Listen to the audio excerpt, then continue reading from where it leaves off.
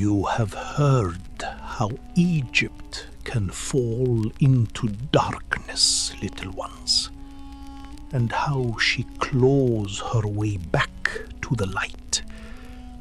But what comes after the kingdom is saved? After the broken crown is mended? Tonight, I tell you of Egypt's greatest age of gold, of riches and wonders, of warrior kings and towers at the edge of the world, and of one man, born no prince, who built it all and was murdered by those he trusted most. For a long age, Egypt had been broken in two, torn apart from within. Then a southern king named Mentuhotep pulled her back together. The two lands were one crown again. The Nile rose and fell in peace. The fields turned green. Order returned.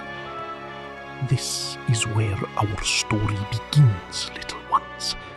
Not in ruin, but in hope. For from that mended kingdom, something dazzling was about to grow. A second golden age, perhaps the most beautiful Egypt would ever know. Now, every golden age needs a builder. Ours was a man named Amenemhat. And here is the wonder of him. He was not born a prince. No crown waited for him at birth. The old writings remember an Amenemhat who served the king as his highest officer, his vizier. A common-born man, risen by his wits and his will. And when, after many years, the old royal line faded, it was he who took the throne and founded a new house of kings. Amenemhat had seen how Egypt could shatter. He did not mean to let it happen again. So he built a new royal city, not in the deep south, not in the far north, but between them. A capital to grip both halves of the kingdom in one fist. He called it Ichtawi, a name that told you exactly what it was for. The Caesar of the two lands. From there, he would hold Egypt together, whole, bound, watched over. But Amenemhat feared one thing above all. He knew how kingdoms die, not always by the sword, but in the chaos when a king dies and his sons fight over the empty throne. So he did something no pharaoh had done before. While he still lived and breathed, he crowned his own son, Senusret, as king beside him. Two kings, one throne. The boy would learn to rule while his father still watched. It was clever. It would save everything. For 30 years, Amenemhat ruled. Egypt grew strong. The old king grew old. And then, on a night like any other, it happened. The old writings tell it themselves. In the dark of the palace, after the evening meal, while the king rested, the men closest to him turned. Those he trusted, those who guarded his very door. A king who had risen from nothing, who had saved a kingdom, struck down in his own home, betrayed by his own. But here the story turns strange and beautiful, little ones. For the Egyptians told that the dead king was not silent. They wrote down his words, a message, they said, from beyond death, spoken to his son. Trust no one, the dead king warns. Not a brother, not a friend. A king must walk alone. It is called the Instruction of Amenemhat, one of the oldest, saddest poems Egypt ever made. A father's last bitter gift, bought with his own life. And now, do you see why the old king was so wise? His son Senusret was far away when the blow fell. The kingdom held its breath. Once this was exactly the moment Egypt had shattered before. But Senusret was already a crowned king. The throne was already his. There was no empty seat to fight over. He came home. He took up his father's crown. And Egypt did not fall. The plan had worked. The golden age would live. Senusret ruled long and ruled well. He sent his armies and his traders south into the land of Nubia, for there lay gold, rivers of it, the gold that would make Egypt the envy of the world. He raised great temples and tall stone needles, obelisks pointing at the sun. One of them still stands at Heliopolis to this very day, after near 4,000 years. Under his hand, Egypt did not just survive, she began to shine. Now picture Egypt in those days, little ones. Gold flowing up from the south, blue-green turquoise carried from the desert mountains, grain piled high in the storehouses, fat from the black soil of the flood. The borders were strong, the harvests were rich, the markets were loud and full. For the common people, it was an age of plenty, of full bellies and quiet nights. After so much darkness, Egypt had learned at last to live well. But gold was not the only treasure of this age. For the first time, little ones, the people of Egypt began to write, for the joy of it. Not just lists and laws, but tales, adventures, poems, wisdom to live by. The tale of Sinui, who fled across the desert.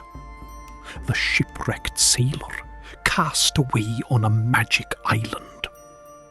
The very kind of story I tell you now. This was the age that taught Egypt how to dream out loud. And those dreams outlived everyone who dreamed them. Now let nearly 100 years slip by, little ones. 2 more kings rose, ruled, and were laid to rest. And then came the mightiest of them all. His name was Senusret II, the third to bear it. And he was unlike any king before him. Tall, stern, tireless, a warrior to his bones. Where the first kings had built the golden age, this one would defend it and make it greater still, with the sword and with an iron will. Remember his name. Senusret marched south again and again, deep into Nubia. And where his armies stopped, he built great fortresses of mud brick. Buhen, Semna, rose at the edge of the known world. Walls thick as a house, towers watching the river, guarding the roads where Egypt's gold came north. He drew a line in the sand and dared the world to cross it. So mighty was he, so feared, that long after his death, the people of the south would honor him as a king among kings. But Senusret's greatest battle was not in the south. Long ago, Egypt had shattered because the great lords of the provinces grew too strong. Each one a little king, each one pulling the land apart. Senusret would not allow it. One by one, he stripped the proud lords of their power and pulled it back to the throne.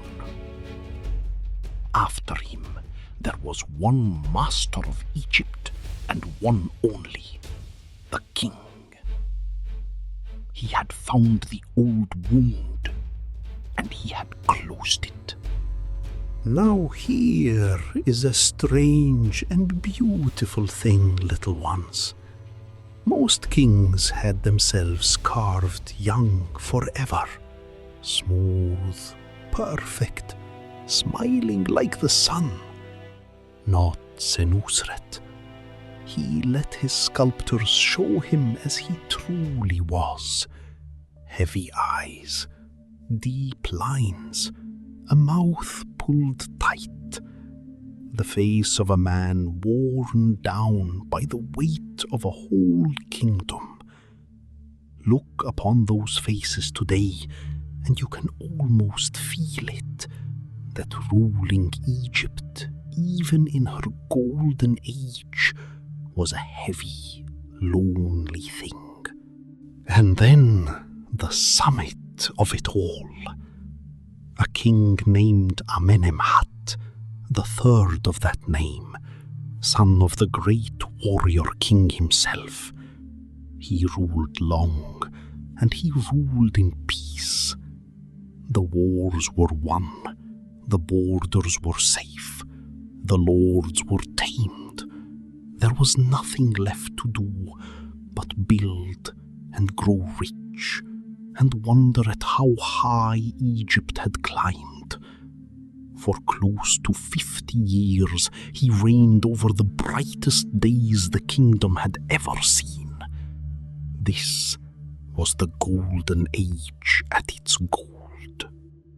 But Amenemhat did not sit idle on his golden throne. His great war was against the land itself. In the west lay the Faiyum, a vast wild marsh around a great lake. Most kings saw only swamp. Amenemhat saw a kingdom waiting to be born. He tamed the waters. He dug the channels, raised the banks, and turned the drowned marsh into rich black farmland, fields enough to feed a multitude. Where other kings conquered men, this one conquered the water. And for himself, Amenemhat raised a wonder. Beside his pyramid at Hawara, he built a temple so vast vast, so tangled with halls and courts and chambers, thousands of them, they say, that those who entered could lose themselves inside. Long after, travellers came from distant lands to gape at it, among them a Greek named Herodotus. They had no word of their own for such a thing, so they made one. They called it the Labyrinth, and some swore it was a greater marvel than the pyramids themselves. Stop here a moment, little ones. Stand with me at the top of the world. Egypt whole, from the great green sea to the gold of Nubia. Her storehouses full, her words and wonders the envy of every land. Her kings, masters of all they surveyed. The darkness that had once swallowed her, beaten back and beaten again. This was the dream the old broken Egypt could only have wept for. And here it stood, real, golden, alive. They must have believed it would last forever. But no age of mortals lasts forever. The great kings grew old and passed into their tombs, and the mighty house of Amenemhat came at last to its end. At the very close, a daughter of the line took the throne herself, Sobek-Neferu, the first woman to rule Egypt as king in her own right. Proud, wise, the last of a glorious house. With her, the brightest dynasty Egypt had ever known came gently to its rest. The long golden day was drawing toward its evening. But remember this, little ones. Ages end, kings fall, even gold grows quiet. Yet nothing this golden age built was ever truly lost. Its wonders still stand in the sand, its tales we still tell, and its greatest gift, the proof that a broken people can rise and shine again, never died. That is Egypt's secret. She always remembers how to begin again. And begin again she would, for a new darkness was coming, and with it a new hero. But that is a story for another night.